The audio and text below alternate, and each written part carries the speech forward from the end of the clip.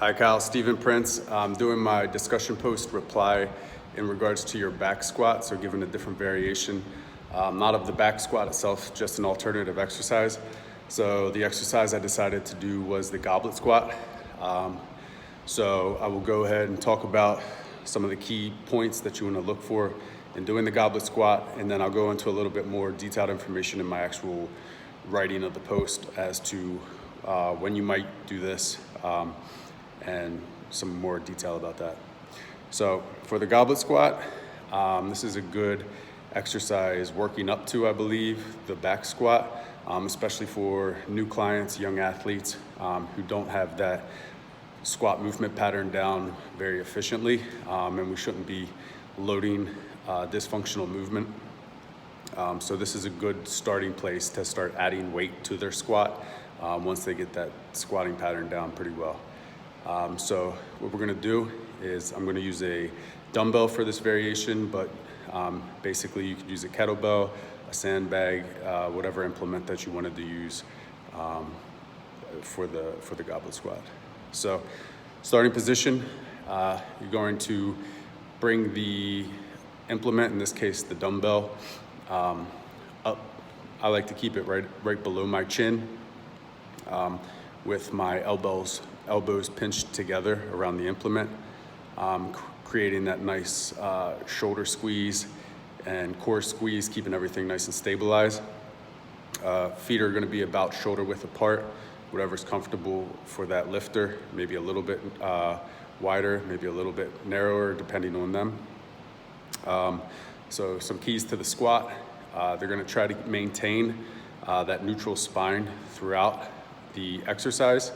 A couple key points I like to give to my new squatters are focus on pushing the knees out wide and pushing the butt back like you're sitting in a chair behind you. It's not uncommon to see them come up on their toes a little bit. Hopefully we figure that out before we start putting the weight in their hands.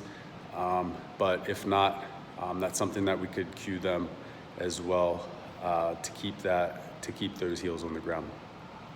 Lastly is trying to keep the weight over their center of gravity. It's kind of why I like the goblet squat to begin with, is because it kind of naturally does that. And as long as they have that squat pattern down, the weight's already kind of naturally over their center of gravity. So it's a little easier for them to do as opposed to like a front squat or a back squat maybe. So I'll do a few reps for you, and then again, I'll go into a bit more detail in my actual written posts. All right, so I'll do a couple from the front and then from the side. So dumbbell right under the chin, pinching my elbows in, screw my feet into the floor about shoulder width apart, and then squat down. So unlock the hips and knees about the same time. Knees go out, butt goes back, spine stays stable. 1,000-yard stare straight ahead, keeping that spine and head in alignment. Back up.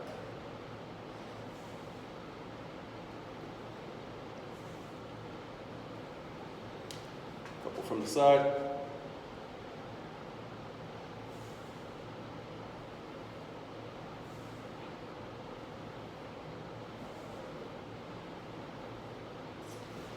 Right. So that is the goblet squat. Again, I like to use this as kind of a regression to the back squat, or just to that new younger client, somebody getting back into it maybe after an injury, just to kind of build that pattern back up before the back squat.